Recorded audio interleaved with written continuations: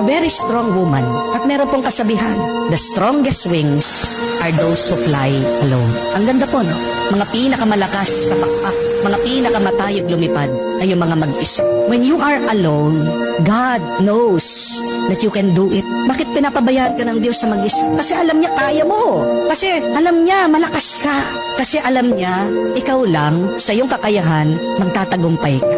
Huwag kang mag-alala. Kahit na nahihirapan ka, nasasaktan ka, napapagod ka sa buhay, kung mag-isa ka, isang mabuting balita yan. Hindi ka papabayaan na mag-isa ng Diyos kung hindi naniniwala ang Diyos sa iyong kakayahan. Remember this, our pains teach us to be stronger. Our tears teach us to be braver.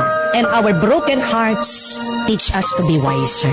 Kung mag-isa ka, dumadaan sa mga pagsubok at problemang ito, ikaw ay tinutulungan lang ng Diyos maging mas malakas, maging mas matatag, at maging mas mataling.